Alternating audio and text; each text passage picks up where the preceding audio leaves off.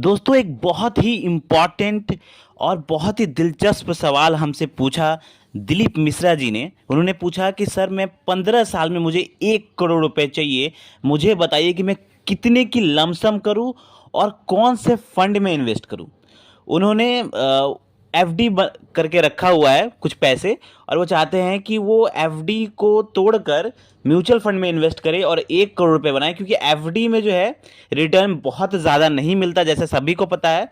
लेकिन mutual fund में अगर आप सही फंड सेलेक्ट करते हैं तो डेफिनेटली 15 साल में आपको 1 CR से ज़्यादा की वैल्यू बना के दे सकता है ये। तो उनका सवाल यही है कि वो एफडी तोड़कर कुछ पैसा इन्वेस्ट करना चाहते हैं, तो कितना लमसम करें और कौन से फंड में इन्वेस्ट करें। तो हम इसके ऊपर पूरी डिटेल में बात करेंगे कि अगर आपके पास भी कुछ ऐसा पैसा है जिसे आप इन्वेस्ट कर सकते हैं, और मार्केट सही ढंग से अगर आप जानना चाहते हैं कि कौन से फंड में इन्वेस्ट करें, तो ये वीडियो बिल्कुल आपके लिए है। क्योंकि यहाँ पर हम आपको कुछ ऐसे फंड्स बताएंगे जिन्होंने 20% से ज़्यादा का एवरेज रिटर्न दिया है।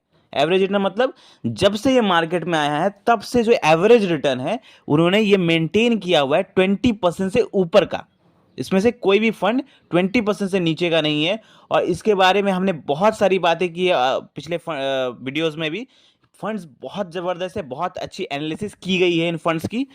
तो चलिए वीडियो को शुरू करते हैं कि आखिर कितने की इन्वेस्टमेंट करनी होगी 15 साल में। अगर 1 करोड़ चाहिए तो कितना का लमसम, लमसम मतलब आप एक बार में इन्वेस्ट करके छोड़ देंगे, फिर दोबारा आपको मार्केट का मुंह नहीं देखना, इन्वेस्ट करके छोड़ दीजिए, इंतजार करिए 15 साल, 1 करोड़ रुपए की वैल्यू आपके पास बन सकती है। तो सबसे पहले हम आपको कैलकुलेशन दिखाएंगे और उसके बाद आपको फंड्स के नाम बताएंगे। फंड्स के नाम बताएंगे, साथ में आपको यह बताएंगे कि किस फंड में आपको कितना पैसा इन्वेस्ट करना है, कौन से फंड में कितना पैसा डालना है, सीरियल वाइज आपको बताएंगे। तो वीडियो के लास्ट तक बने रहिए। अब सबसे पहले हम बात करते हैं कि कितना का आपको इन्वेस्टमेंट करना होगा ताकि आप 1 करोड़ रुपए बना सके 15 सालों में।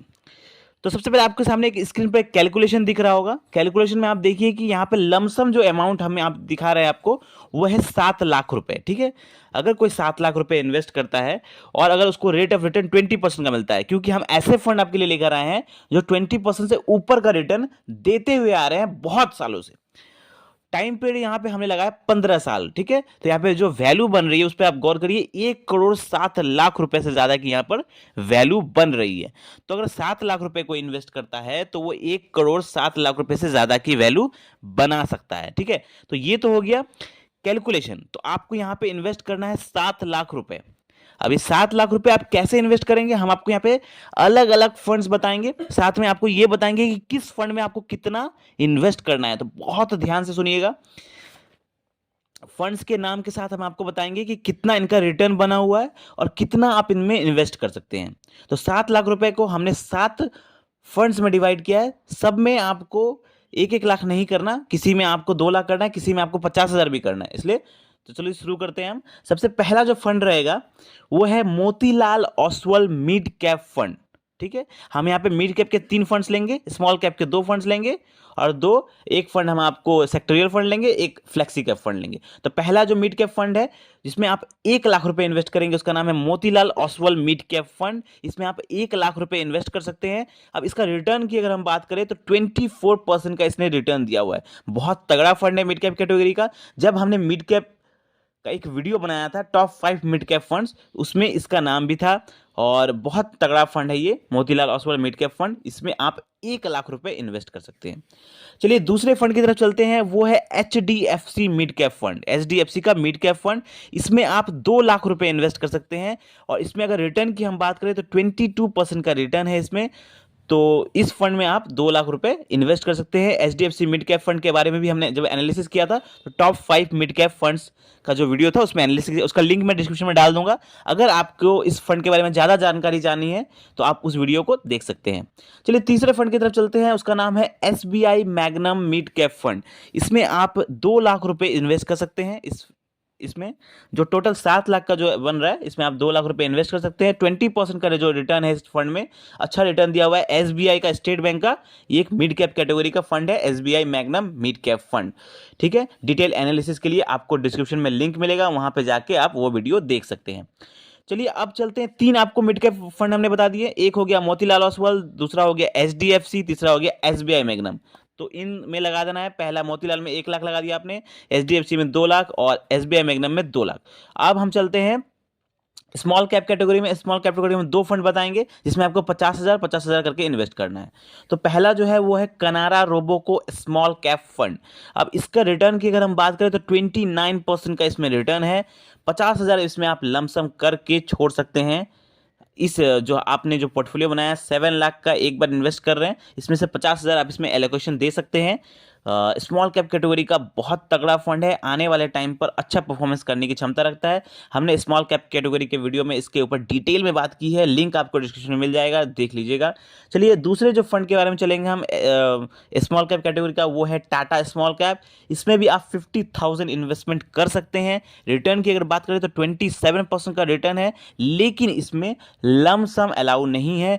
आपको इसमें थोड़ा बहुत 50,000 आप इसमें इन्वेस्ट करेंगे तो आप थोड़ा बहुत 1-2 महीना इसमें एसआईपी करके इसमें पैसा डाल के फिर आप एसआईपी क्लोज कर देंगे तो वो लमसम की तरह हो जाएगा, और इसमें भी आप पैसा इन्वेस्ट कर सकते हैं 50,000। ठीक है, चलिए अब हम बाकी के फंड में चलते हैं। हमने यहाँ पर 1-2 यहाँ पे तकरीबन हमने 5 फंड के बारे में बात कर ली। अब हम छठे फंड की तरफ चल रहे हैं। उस फंड का नाम है, एक सेक्टरियल फंड है ये, इसके ऊपर भी हमने बात की हुई है।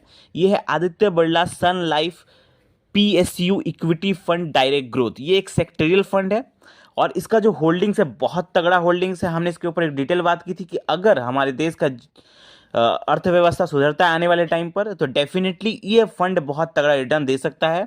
इसमें इसका रिटर्न 34% इसका एवरेज रिटर्न है। इसमें भी आप 50,000 इन्वेस्टमेंट कर सकते हैं। बहुत तगड़ा फंड है ये, और इसमें आप 50,000 इन्वेस्टमेंट डाल सकते हैं। चलिए लास्ट फंड की तरफ चलते हैं, वो है फ्लेक्सी कैप फंड एक। तो पराग पारिक का फ्लेक्सी कैप फंड बहुत तगड़ा फंड है फ्लेक्सी कैप कैटेगरी का। इसमें भी आप 50,000 इन्वेस्टमेंट कर सकते हैं। 20% का इसका एवरेज रिटर्न है। इसका जो एवरेज रिटर्न है वो 20% का है। तो ये भी बहुत तगड़ा फंड है फ्लेक्सी कैप कैटेगरी का। तो हमने यहाँ पर 7 फंड के बारे में बात की। एक बार फिर से हम रिव्यू कर देते हैं एक बार फिर से। मोतीलाल ओसवाल में आपको 1 लाख रुपए डालने हैं, एचडीएफसी मिड कैप में 2 lakh, SBI magnum mid cap में 2 लाख, कैनरा रोबोको स्मॉल कैप में 50,000, टाटा स्मॉल कैप में 50,000, आदित्य बिरला सन लाइफ जो सेक्टरियल फंड है उसमें 50,000 और पराग पारिक का फ्लेक्सी कैप 50,000। तो ये सब सारे आप जो 7 लाख रुपए इन्वेस्ट करेंगे और 15 सालों के लिए इसमें छोड़ देंगे तो ये डेफिनेटली आपका 1 CR के आसपास का वैल्यू बना सकता है, अगर आप इस हिसाब से इसमें इन्वेस्ट करते हैं इन फंड्स में। तो ये सब मेरी एनालिसिस है, बहुत मेहनत से हमने इसमें इन फंड्स के सर्च किया है आपके लिए। लेकिन आप इन्वेस्टमेंट करने से पहले अपनी रिसर्च भी थोड़ी बहुत ज़रूर कर लें, क्योंकि हमने रिसर्च ज़रूर किया है। हम वो रिसर्च करते हैं जो हमें अपने हिसाब से सही लगता है। बाकी आप इन्वेस्टमेंट करने के पहले थोड़ी बहुत अपनी जानकारी भी ज़रूर लेना ज़रूरी है। तो मिलते हैं अगले वीडियो में। आई होप आपको ये वीडियो अच्छा लगा होगा। कोई भी क्वेश्चन है कमेंट में पूछिए। वीडियो अच्छा लगा हो तो लाइक करें, और ऐसे ही ज़बरदस्त फाइनेंशियल वीडियो पाने के लिए हमारे चैनल को सब्सक्राइब करें। धन्यवाद।